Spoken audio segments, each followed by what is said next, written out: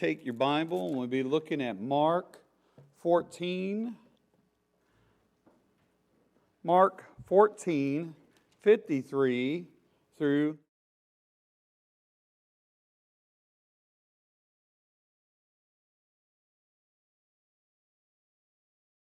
closer to the end of the Gospel of Mark.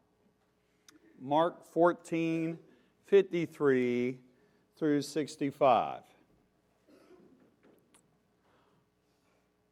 I want to give everyone an opportunity to get there. Well, that was a sweet sound, wasn't it? Corey, you're adorable. Right? Mark 14, 53 through 65. It reads this way. They led Jesus away to the high priest, and all the chief priests, the elders, and the scribes assembled. Peter followed him at a distance, right into the high priest's courtyard. He was sitting with the servants, warming himself by the fire. The chief priests and the whole Sanhedrin were looking for a testimony against Jesus to put him to death, but they could not find any. For many were giving false testimony against him, and the testimonies did not agree. Some stood up and gave false testimony against him, stating, "We had heard him say, 'I will destroy this temple made with human hands, and in 3 days I will build another not made by hands.' Yet their testimony did not agree even on this. Then the high priest stood up before them all and questioned Jesus, 'Don't you have an answer to what these men are testifying against you?' But he kept silent and did not answer. Again the high priest questioned him, 'Are you the Messiah, the Son of the Blessed One?' 'I am,' Jesus said, 'and you will see the Son of Man seated at the right hand of power and coming with the clouds of heaven.' Then the high priest tore his robes and said, 'Why do we still need witnesses? You have heard the blasphemy. What is your decision?' They all condemned him as deserving death. Then some began to spit on him, to blindfold him, and to beat him, saying, 'Prophesy.' The temple servants also took him and slapped him." Let's pray together. Lord, I pray that you speak to us and that we are open to receive your word. I pray that your Spirit would work through me and that Christ is celebrated and that this account that we just read is cherished by us. That we love him for his faithfulness to you and his faithfulness to us and faithfulness to proclaim the truth in the face of sinners. And so I pray that we honor him here at First Baptist Church, proclaim his gospel, make disciples in his name, baptizing in his name, and that, Lord, that we are all transformed into his likeness so as to be better vessels to be used for your kingdom work. We say these things in the mighty name of Jesus Christ. Amen. You know, I like to watch true crime documentaries. I think trial room scenarios are very interesting. And every once in a while, I'll watch a true crime documentary that revolves around people who are falsely accused. Anybody watch something like that? Very heartbreaking to see injustice being done. Maybe cops not doing proper work, lawyers not investigating right or following through, or maybe the judge was biased or whatever it may be. And you watch these and it can really break your heart. It can really sadden you to see a lot of people mistreated, go to prison for a long time before they're eventually exonerated. But even after many years of prison, you kind of wonder if it was even worth it all. And so this morning we're looking at a similar scenario. We're looking at Jesus on trial. And of course we know that Jesus was wrongly arrested. And now we're going to see a trial in which he is falsely or wrongly condemned. And so when Jesus is questioned by Caiaphas, who is the high priest at that time, we see that Jesus answers something about himself. And I would argue that Jesus' response to Caiaphas is the culmination of all of his teachings about himself and his true identity. Who is Jesus Christ? What did he have to say about himself? And so that is really what the main point is of today's message, to see what Jesus, when on trial, had to say about himself. Now we're going to set up the scene. We're going to look at everything surrounding this courtroom, for lack of a better word. But the first thing we're going to look at is Jesus is accused. We're going to look and briefly consider what it was that he was exactly accused of. Then secondly, Jesus' question that Caiaphas takes it upon himself, the great high priest, the leader of the Sanhedrin, to question Jesus directly. And I would argue that he does a good job, that the questions that he asks really gets to the heart of the matter. And then we're going to see Jesus' answer. What does Jesus have to say about himself when he answers the questions that Caiaphas poses for him?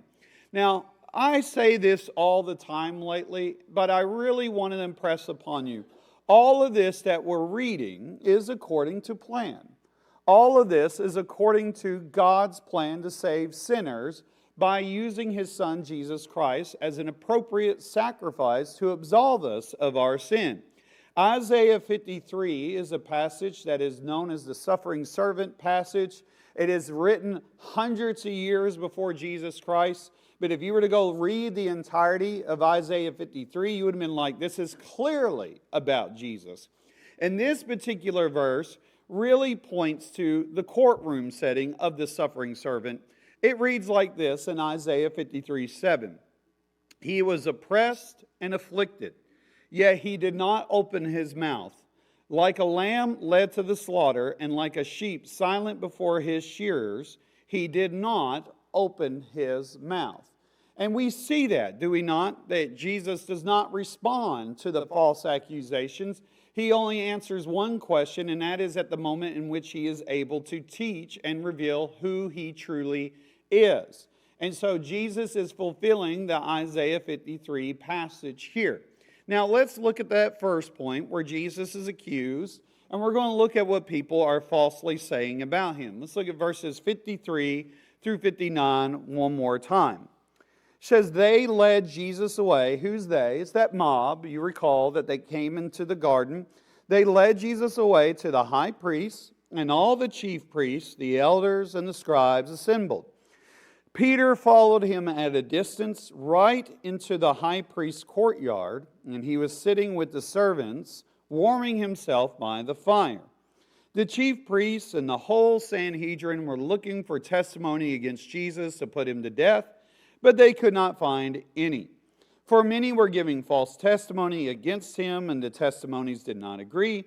Some stood up and gave false testimony against him, stating, we have heard him say, here comes the accusation, I will destroy this temple made with human hands, and in 3 days I will build another not made by hands. Yet their testimony did not even agree on this. So, the Sanhedrin, in case you're not familiar with what the Sanhedrin was, it was basically the supreme court of the Jewish nation. It was the highest court within their culture. And it consisted of 70 elders. And that was a throwback to Exodus, in which Moses appointed 70 elders for himself. And of course, there would have been the high priest, so that would have been 71. Now, Annas, who is the father-in-law of Caiaphas, is also in this story. Jesus actually appeared before Annas, the former high priest, before he was brought before Caiaphas. And so that would make the Sanhedrin number of 72, right? 70 elders, and then there was the high priest, and the former high priest was there. And the cool thing about this is that when you see Jesus sending out his disciples as missionaries throughout the land of Israel, how many did he send out? 72.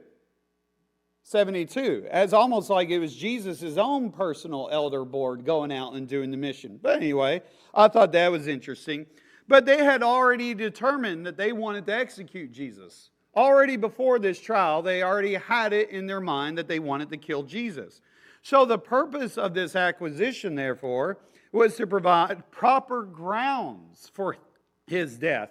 The Jews did not have the capability to perform capital punishment. They might have done mob riotous deaths, but to formally put someone to death, That was a no-no, and they knew it. And so they needed the Romans to execute Jesus on their behalf, but they could not bring nothing to Pilate. They couldn't bring nothing to the officials. They had to figure out some way to find Jesus worthy of death, not only in the eyes of the Jews, but also in the eyes of the Romans. So what did they do? Well, enemies of Jesus gathered to bear false witness against him. Now, how did the usage of witnesses in a formal Jewish trial look? Now, before I read what Deuteronomy has to say about this, we don't really get this 8th commandment very well, do we? This idea, thou shalt not bear false witness. There are 2 reasons as to why our culture does not understand that commandment well. Number 1 is because when we teach it to our kiddos, we tell them what? Thou shalt not lie. Right? Because bearing false witness is too complicated. And so we tell the kids, oh, this commandment simply wants you to be honest. Be a good person who tells the truth because this commandment forbids lying. Well, it's actually more than that. It's not just lying in general, but it's lying in the context of a courtroom in order to get someone into legal trouble. That's what the commandment is more preoccupied with, is bearing false witness in a courtroom so as to get someone in trouble. The other reason as to why we don't take this commandment seriously in our culture is because people can bear false witness against other people all the time and there are no legal consequences for their actions. Did you know that? I mean, how many times have you heard so-and-so accuse so-and-so of this, and then when there was an investigation, it came out that the accuser was lying? Well, what happened to him? Rarely anything at all. Well, socially, there might be an aftershock that they had to deal with the consequences of that. But legally speaking, many times you're able to bear false witness against someone, very serious crimes, by the way, and when it's found out that you're lying, nothing happens to you. Whether it's women accusing men of sexual assault or accusing people of perjury, all these things, you hear about the accusations. The poor people are put through trial. They're vindicated, but what happens to the person who made the false accusation? Rarely anything at all. That's why our culture doesn't take this commandment that seriously. Now, in the Old Testament, which is, of course, what they are honoring here, this is how it operates in Deuteronomy 19:15 through 19. This is an elaboration, explanation of that command. It reads this way. One witness cannot establish an iniquity or sin against a person, whatever that person has done. A fact must be established by the testimony or 2 or 3 witnesses. By the way, that passage where it says, where 2 or 3 are gathered in my name, there I am in the midst of them. A lot of people wrongly conclude that Jesus is saying that's what constitutes as a church or a prayer group. He's not talking about that. He's talking about 2 or 3 who are witnesses against someone who is guilty of a sin, and therefore church discipline is brought in. Where 2 or 3 are gathered in my name, there I am in the midst of them. In other words, if there are 2 or 3 substantial witnesses who brings an accusation against a church member, Jesus is approving of it. And so I hate it when I hear people in prayer circles say, Lord, you said where there are 2 or 3 gathered in your name, there you are in the midst. That's an inappropriate application of the text. All right, got one. All right. So anyway, when Jesus is talking about 2 or 3, he's talking about proper witnesses. If a malicious witness testifies against someone accusing him of a crime, the 2 people in dispute are to stand in the presence of the Lord before the priests and judges in authority at that time. The judges are to make a careful investigation, and if the witness turns out to be a liar who has falsely accused his brother, listen to this, you must do to him as he intended to do his brother. You must purge the evil from you. So in other words, if the person is lying in the courtroom trying to get someone maybe condemned to death, and it's found out that they're lying, guess what should happen to them? They're condemned to death. Because you are attempting murder and using the legal system to do it on your behalf. Now, again, when we're talking about theft, sexual assault, whatever the crime or whatever the punishment is for these people that you are expecting to happen to them, It's supposed to be turned around and applied to you. Now, if we took that seriously, do you think these false accusations would increase or decrease? You better be telling the truth or what? Whatever you're trying to get them in trouble. It's not always death, but whatever it is that you're trying to get them. If they have to pay a hefty fine, then you should have to pay a hefty fine if you're trying to get them in trouble. So this little name-calling, slandering, bringing people in the courtroom, lying against them, and then if it comes out later on that found out that you're a liar, but you just get to go your merry way, that's an unjust system. And so that's precisely what they're doing to Jesus here, by the way. They're trying to bring accusations against him in order for him to die.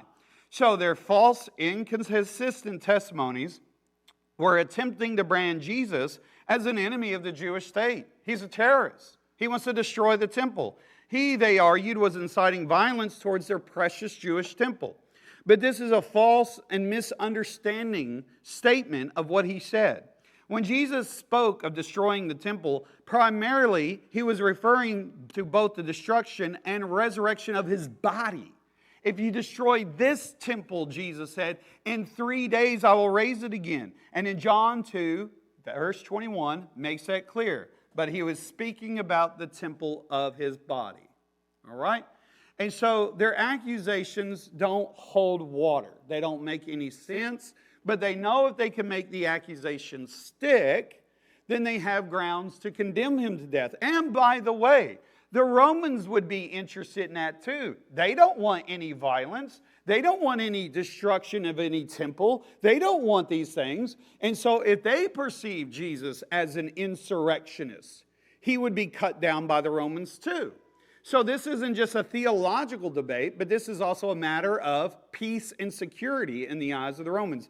Romans hated chaos. They hated mobs. They liked peace, and they would squash anybody who threatened that. And so, if the Jews are coming along saying one of our own is threatening to tear down this temple, how? Well, gathering a following, getting lots of people to break in, cause chaos. Well, of course the Romans would be like, no, that's not going to happen. We're not going to allow that to happen. So Jesus is falsely accused, and what we see that there is inconsistency. Now, what about Jesus being questioned? Let's look at verses 60 through 61. It seems as if Caiaphas, and by the way, he's not mentioned by name in the Gospel of Mark, but he is in the other Gospels.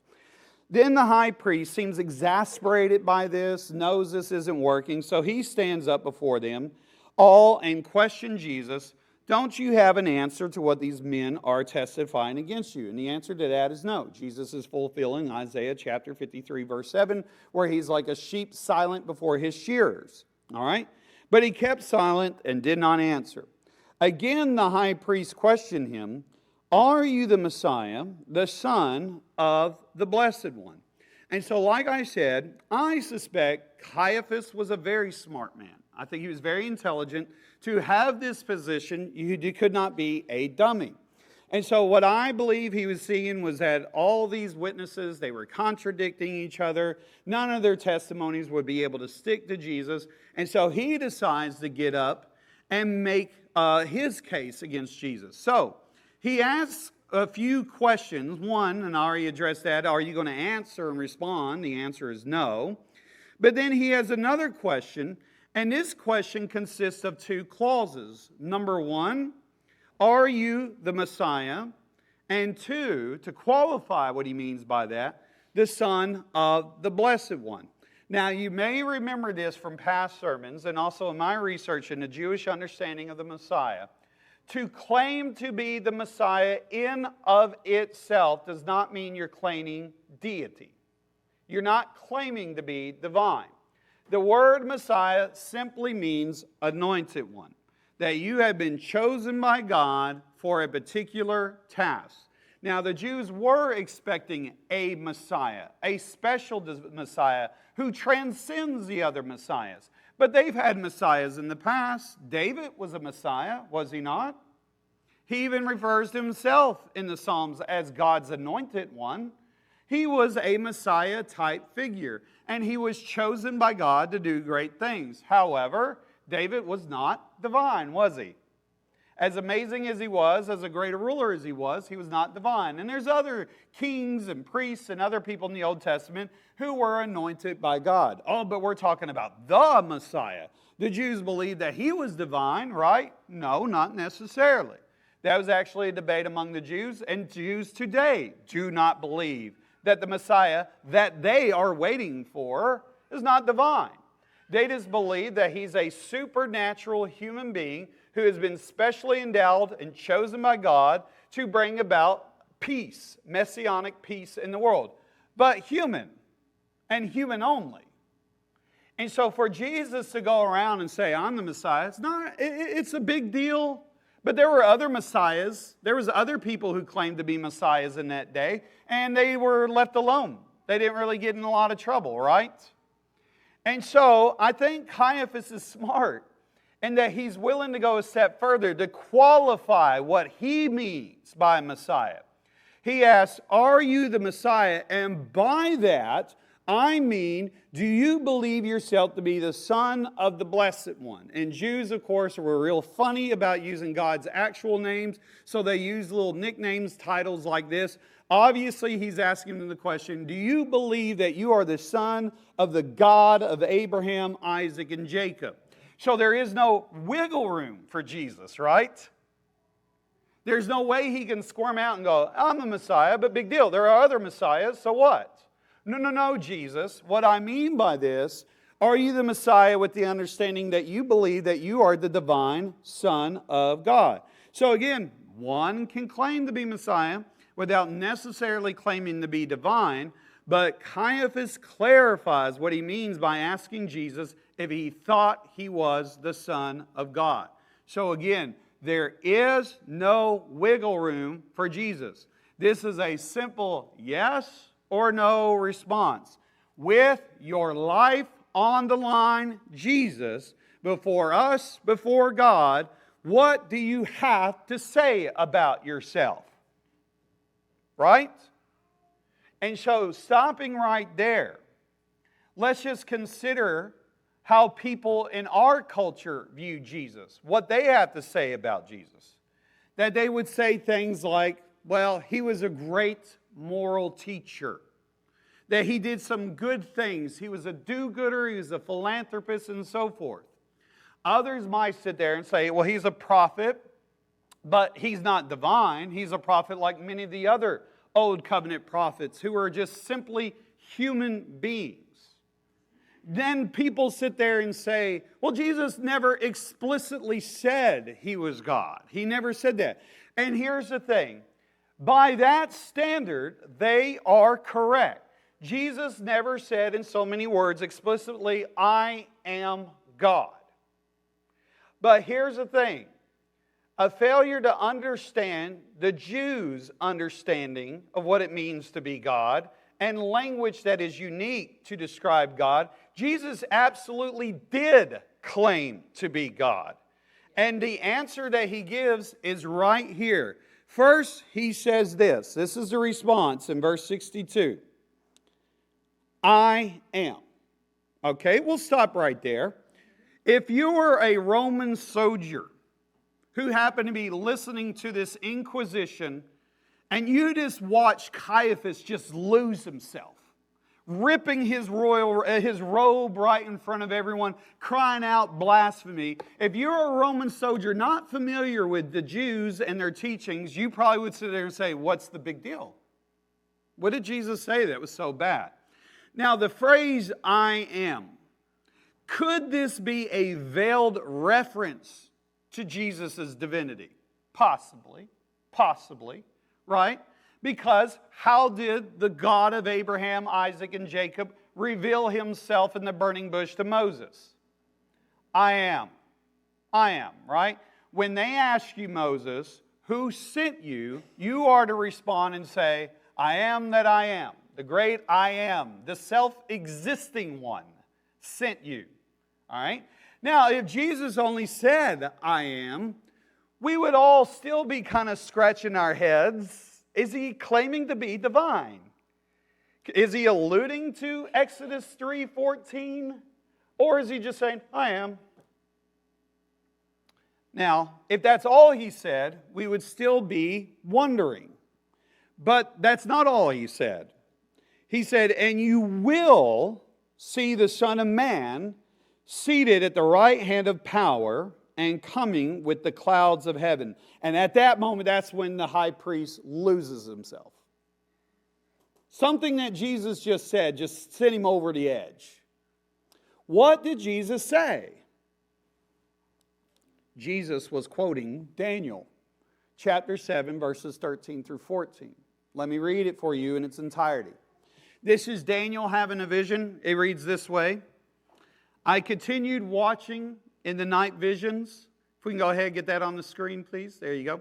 I continued watching in the night visions, and suddenly, one like a son of man was coming with the clouds of heaven. He approached the Ancient of Days and was escorted by him. He was given dominion and glory and a kingdom, so that those of every people, nation, and language should serve him. His dominion is an everlasting dominion that will not pass away, and his kingdom is one that will not be destroyed. Now, what's going on in context in Daniel chapter 7? Well, Daniel's having all sorts of funny dreams. He ate something weird, and I guess he went to bed, and he started having all these visions, and he had visions of multiple beasts, 4 in fact. And what these beasts represent were the nations. And one of the beasts was a terrible beast, a hard and difficult beast. And most people suspect that was a future prediction of the nation of Rome. I won't get into that right now. But what he also sees is this figure that is called the Ancient of Days. Now, the Ancient of Days is descriptive of the God of Israel. And when you read it in context, it says that he is in the midst of thousands of thrones. That he's in the midst of thousands of thrones, and these thrones are reserved for the divine council, the holy ones. And so he sits down on his throne in the midst of these holy ones, and what are they deliberating? What to do with the nations. And then suddenly, the Ancient of Days, while in council with his holy ones, then bursts forth this man, this Son of Man, riding on the clouds, approaching and being escorted by the Ancient of Days. And what is described is that he is the one who is going to have the nations, kingdoms, and dominions. Everything is going to be about him. Now, what is so amazing about Daniel chapter 7 is 2 things, because God reveals 2 things about himself in Daniel chapter 1. Number 1, there is a plurality of persons within the Godhead. That's the first time in the Old Covenant that you get a clear picture. There's another person. There's an Ancient of Days, and then there's another person.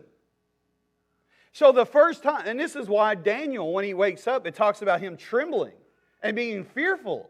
He was just given a grand revelation about the God of Israel. That he is one, yes, but within his oneness, there's a plurality of persons. This Son of Man, which teaches us a second thing about God. Humanity is within the Godhead. That there is going to be a day where the second person of the divine Trinity, the Son, enters into our world and adds humanity to himself. This is why Jesus' favorite way to describe himself was the Son of Man. So in the book of Daniel, we learn that God, there's a plurality of persons, and also there is to anticipate a Son of Man who is part of this Godhead. So, this allusion to this cloud rider, I could provide for you dozens of passages in which God alone is descriptive as the one who rides the clouds of heaven. Every passage, and I could give you dozens, that speaks of God making the clouds of heaven his chariot. It's always applied to God alone, except in Daniel 7. I'll give you one passage that is representative of dozens of passages. Psalm 104, 1 through 4. My soul, bless the Lord. Lord my God, you are very great. You are clothed with majesty and splendor. He wraps himself in light as if it were a robe, spreading out the sky like a canopy, laying the beams of his palace on the waters above, making the clouds his chariot, walking on the wings of the wind, and making the winds his messengers, flames of fire his servants. All passages like that are only descriptive of the one true God, with the exception of Daniel 7:13, which concludes what? That this Son of Man, though he is man, is also divine. Now, that sounds a lot like who? Jesus the God-man. Well, he never said that about himself. Yeah, he did. When on trial, right before the high priest who is well-versed in the Scriptures, has this ordinary carpenter having the audacity to look at him in the face and say, I am the divine cloud rider. And not only did he claim that, he threatened him. And you will see him coming in judgment. Okay, so Caiaphas loses it. Do you see that? He didn't lose his stuff because Jesus was a good moral person. He didn't lose his cool because Jesus claimed to be a prophet. He didn't condemn him to death on the grounds of blasphemy just because Jesus was a philanthropist, a do-gooder, a revolutionist who liked to bring up the poor and the women and so forth, that like all these woke social justice people like to portray Jesus as. He was condemned to die because he claimed to be God in the flesh, using language that they would understand. Did he explicitly say, yeah, I'm God in the flesh? No, he did not. But did he say he was the divine cloud rider, alluding to the Son of Man who approached the Ancient of Days and was escorted by the Ancient of Days? Yeah, he did. Caiaphas knew what Jesus meant. And this is why he roared, you have heard the blasphemy. So Jesus will be condemned on the grounds of blasphemy. That's why.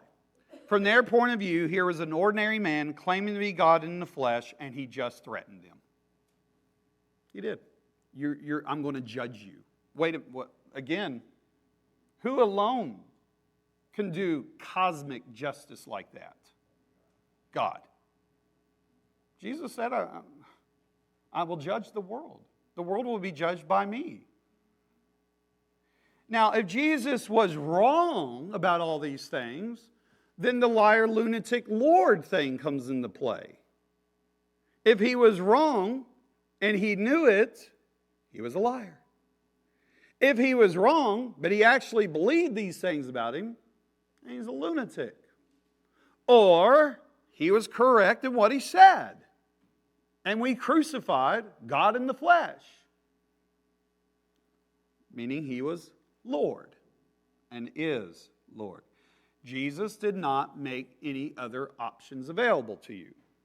Oh, I'll accept him as a good teacher. I'll accept him as a moral person. I'll accept him as a prophet. But I'm not going to accept him as my God. That's not on the table. That's not an option. That's not what he taught about himself. And so here's the thing. Jesus is not on trial.